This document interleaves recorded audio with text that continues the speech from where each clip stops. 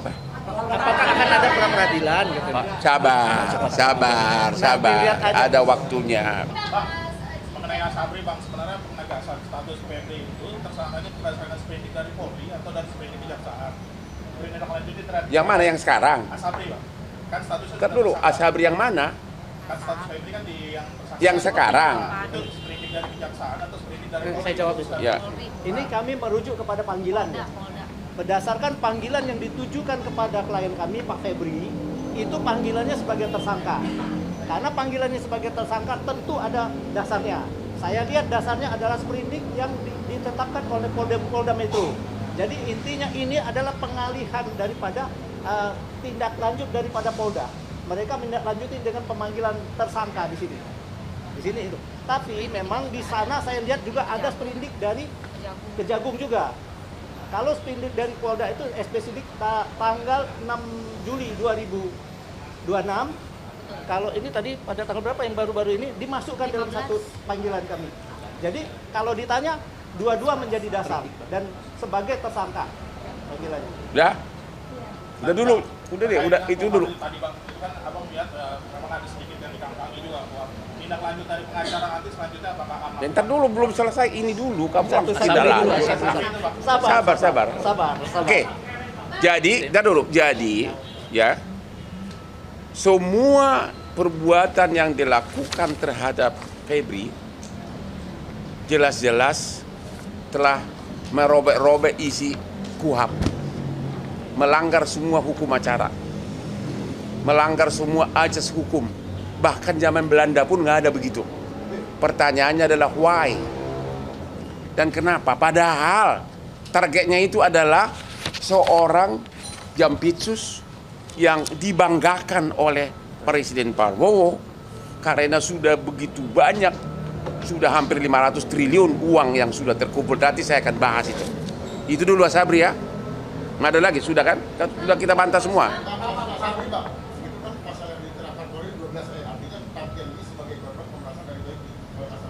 Korban kekerasan. Bisa saya jelasin. Sini sebentar. Kok lu dapat detail begitu, lu udah didikte lo ya? Gini, jadi intinya kalau di dalam surat saya jawab satu-satu ya. Saya jawab satu-satu. Berdasarkan surat perintah penyidikannya, memang betul ada pasalnya 12E dan 12B. Sekarang kalau memang 12E, pemerasannya di mana? Karena apa? Kenyataan yang seperti dinyatakan Pak Hotman tadi, semua kegiatan yang ada ini terlaksana, tidak ada yang dikurang-kurangi. Artinya hak-hak dari siapa Tankian katanya sampai harus diperas itu nggak ada, tetap terpenuhi semua. Dan hadir di persidangan di bawah sumpah selama persidangan dari Asabri tidak mengatakan dia diperas. Kan dia kan saksi fakta, harusnya disumpah. Saya ulangi ya. Perkara pokok itu sudah diuji mulai dari Jampitsus yang lama sampai dengan pengadilan. Satu. Kenapa? Karena tidak ada kaitan Tankian di perkara uang negara. Justru uang dia ada di sana, katanya kerjasama. Nah, itu yang jadi masalah. Sempat ditanya sebagai saksi. Itu persoalannya. Apakah kita harus menjadikan tersangka?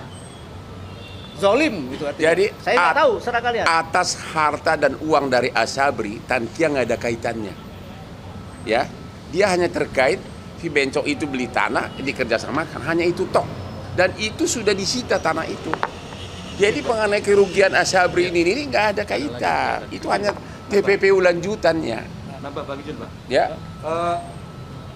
Bagaimana cara merasnya? Sementara fakta yang didalilkan, si Ferry memberikan uang kepada si Norman 5 juta, itu tidak betul. Itu adalah fitnah.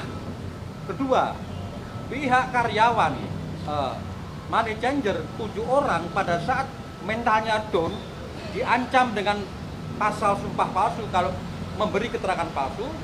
Mereka menyatakan semua tidak ada uang 5 juta dolar masuk ke money changer. Itu yang pertama. Yang kedua, sekarang pertanyaannya adalah apa betul si Tankian pernah ketemu Pak Febri? Pak Febri menyatakan, "Weh, gua minta sekian." fakta itu nggak ada. Tangkia menyatakan nggak pernah ketemu Pak Febri. Kedua, si Pak Febri juga menyatakan tidak pernah menyuruh si Ferry Babi meminta uang ke Tangkia. Jadi konstruksi pemerasannya adalah konstruksi yang fiktif. Ada jalur di tengah yang putus. Bagaimana supaya itu bisa seolah-olah berjalan mulus sampai diserahkan ke Kejaksaan Agung, si Ferry Bobo tidak pernah di BAP sebagai saksi. Padahal dia adalah aktor utama. Yang kerok dia. Ahli fitnah. Monggo Bang lanjut. Hah? Apakah Pak Febri dikriminalisasi? Menurut kau gimana? Lu punya otak nggak? Ya jawab dulu. Menurut kau gimana? Kalau tiba-tiba, jangan main dulu. Kalau kau tiba-tiba digeledah rumah lu sampai celana-celana lu misalnya dipamerkan, itu tanpa diperiksa saksi apapun, itu namanya apa? Jawab sendiri. Nggak, jawab sendiri dulu. Itu apa? Itu belakangan. Itu mendapatkan persetujuan belakangan mah gampang. Saya sudah 43 tahun pengacara. Itu didapatkan persetujuan belakangan. Sudah disita dulu baru persetujuan. Siapa? Pak Febri belum pernah diperiksa. Belum ada pemanggilan. Belum. Yuk, dari awal saya udah bilang, langsung sudah diviralkan, ditanya juga enggak, dipanggil juga enggak, sudah langsung. Bahkan dari mulai cara membuka, belum dibuka, Udah videonya. mesinnya aja, lemari mesin, udah masuk video, udah nyampe ke Singapura, baru mau dibuka. Tadi tanpa diperiksa langsung diperiksa. Emang lu nggak tahu, emang itu dia, makanya apa? Apakah akan ada pra peradilan gitu? Sabar, ada waktunya, oke? Tapi coba dulu pakai suara hatimu. Ya, ini jampitsus loh. Bagaimana masyarakat lemah. Itulah salah satu kenapa Hotman Paris turun yang kliennya berjubel konglomerat. Mana mungkin saya mengharapkan uang dari Pak Febri. Ya. Itu nanti gua jelaskan kenapa saya mau di sini. Apa? Katanya waktunya sudah selesai. Apa? Kita sudah disuruh selesai. Enggak, yang belum ada 2 lagi, Pak. Nggak bisa selesai. Sabar, Pak. Saya berwenang di sini. Yang kedua, itu satu ya. Yang kedua, biar jelas, Asabri selesai ya. Sekarang yang kedua soal soal itu dulu. Blackout. Ini yang paling lelucon. PT yang jadi supplier batu bara yang dituduh terlibat itu ternyata dia tidak supplier untuk Sumatera Utara. Iya, untuk Jawa Bali. Padahal blackout kan di Sumatera Utara dia untuk Bali dan Jawa. Ya terus apa kaitannya? Ngerti nggak? Suralaya, PT Suralaya. Ya nggak ada kaitannya Bali dan Suralaya. Itu jelas-jelas itu paling parah lagi. Ya dituduh dan kerugian 5 triliun dari mana? Orang cuma 2 malam belum pernah dihitung.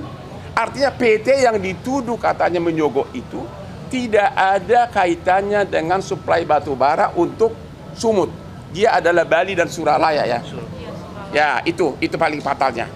Ya. Itu pun di situ yang memberikan sogok juga belum tersangka. Nggak ada tersangka. Halo Mas, nggak ada tersangka. Kemudian kasus ketiga yang kasus Krakatau Steel juga nggak ada tersangka. Itu adalah PT swasta yang punya hutang kepada anak perusahaan Krakatau Steel. Hutangnya masih ada, belum ada keuangan negara yang dirugikan. Jadi benar-benar nggak ada. Karena agar gerak cepat, saya akan terangkan mulai yang poin lain ya. Ya sekarang kenapa seorang Hotman Paris yang sudah sukses mau? Ingat, saya 25 tahun sebagai pengacaranya Prabowo. Semua perkara besar dia termasuk adiknya Hasim saya yang pegang. Walaupun waktu dia menteri kehakiman, waktu Menhan pun saya sering diminta tanpa dibayar. Waktu saya di Singapura, saya kan operasi saraf kejepit. Jadi saya benar-benar nggak bisa bergerak karena 2 hari harus itu. Saya melihat benar-benar saya merasa miris. Karena apa? Jampitsus itu adalah yang dibanggakan oleh Presiden Prabowo karena dengan dia mendapatkan, negara mendapatkan sebagai Satgas PKH 300 triliun. Kemudian Dalam 1 tahun. dalam 1 tahun. Kemudian pengembalian kerugian negara dapat 130 triliun. Sudah 430 triliun kembali dibanggakan oleh presiden. Bayangin orang yang kebanggaannya presiden tiba-tiba dikriminalisasi, bahkan tanpa pamit sama presiden. Karena waktu saya di Singapura saya bikin akun bahwa nggak mungkin presiden nggak tahu. Ternyata enggak. Itu 430 triliun. Lu bayangin coba. Disitulah saya merasa marwah dari klien saya yang sampai sekarang hubungan baik. Saya merasa tertantang.